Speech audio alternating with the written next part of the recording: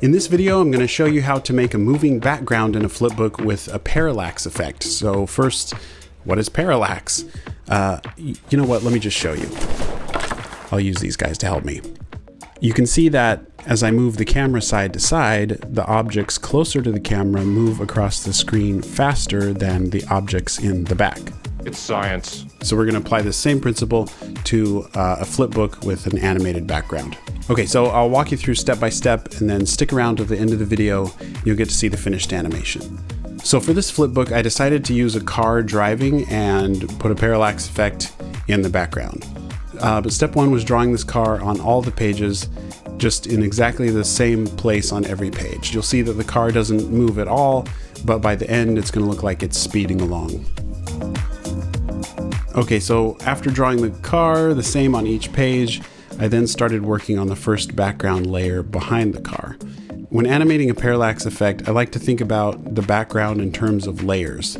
So I'm adding the first layer of objects behind the car, then I'll go back and add the next layer behind that, and so on.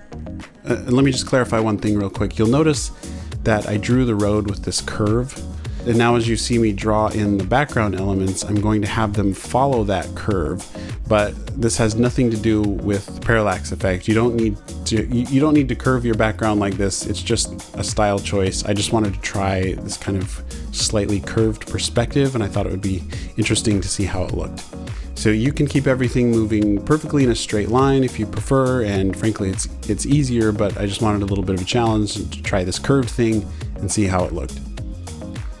Okay, so this car is driving through a foresty mountain area, and these pine trees are pretty close to the car as it drives. They're just right off the side of the road. So I wanted the car to feel like it's moving pretty quickly, so I made these trees travel across the page pretty fast. So from one page to the next, they cover a big distance, and that will give us a sense of the car's speed.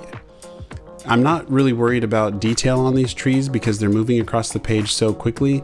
As long as the drawings generally match, it will feel fine. And you'll see that when I start drawing objects farther back in the background that I take a little more time on detail and keeping the details consistent because they move slower across the page and the variations would be more noticeable. Now at this point I was able to essentially loop my animation. And just in case you don't know, looping animation is when you're able to go back and reuse previously drawn animation over again. For example, this is kind of just for animation in general, say you have a character walking. Once you have gone through one complete walk cycle, right step, left step, you can sometimes go back and loop or reuse that first part over again to create a looped walk cycle. So here with these trees, once I had a few randomized trees go past, then I was able to go back and trace over those sections again. And even though I'm kind of just looping it, it still felt random enough. For this next layer, I wanted to add a hilly background and more trees, but now the trees are smaller, of course, because they're farther back and they're going to move across the page slower. So I first drew the background on a single flipbook page just to kind of get the feel of it, but then I traced that onto a full sheet of paper because I needed a larger template. Again here, the thing I mentioned before about the curve, you don't have to do it this way, you can just do everything straight across, but I wanted to try this curved perspective and it actually turned out pretty cool. So for animating this background layer across, I decided to move it about 1/2 centimeter each page. And knowing that I had about 50 pages, that told me how big the template needed to be. I didn't base the 1/2 centimeter on any math or anything, it just kind of seemed about right. And then you can see that with the curve, I just have to line up the curve on the flipbook paper with the curve on the template and move it over about 1/2 centimeter each page. To help me track the placement for each page, what I actually could have done would have been to make marks on the template itself, just mark out the distance for each page. That would have been simpler, but what you see me doing here is adding little tracking marks on each page.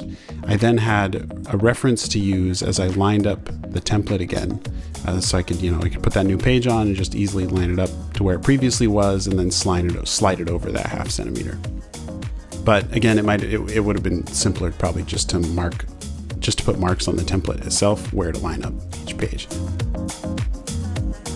So now let's check out how it looks with the second background layer. So we're starting to get that parallax effect where the objects further toward the background are moving slower across the page And you can see how it starts to give you that sense of depth, and you can start to feel the 3D space. You actually can feel that distance between the layers of trees. Okay, for the final background layer, the farthest layer back, we'll add in a mountain peak. The movement of the mountain, because it's so far away, it needs to be very slow and subtle. So here again, I drew a template for the mountain, but for the mountain, I didn't worry about the curve at all because it's going to move so slowly, a curve wouldn't make any noticeable difference anyway. Speaking of how slowly the mountain moves, I knew I had 50 pages to draw, and I didn't want the mountain to move too far, maybe just a couple centimeters at the most. So I marked each position out beforehand, and these were tiny marks. And then I used my pen to keep track, just to make little marks and keep track of where each page was, so I knew where to place the next one each time. But this was just crazy. I only moved each page about 0.5 millimeter each time. It's so small that from one page to the next, you can hardly even tell there's a difference, but all those minute changes gradually add up. And you can see how after 50 pages, the mountain has actually moved quite a bit. It's just very slow and subtle. And now you can see that with 3 background layers all moving at different speeds, you can see how it gives you more of that sense of 3D space, and you can really feel the distance in the background. In the end, I noticed that the foreground trees, they go by so quickly that they were getting a bit lost. So I went back and I drew over those lines again. By making the lines thicker and bolder, it helped the trees pop out a little bit more in the foreground and not get so lost, because they do move pretty fast. So there you go, guys. Parallax effect. Maybe give that a try in your next animated background if you want to add a sense of some 3D depth to your animation. Let me know what you thought in the comments, or if you have any questions. As always, thanks for watching. Keep creating, and I'll see you in the next video.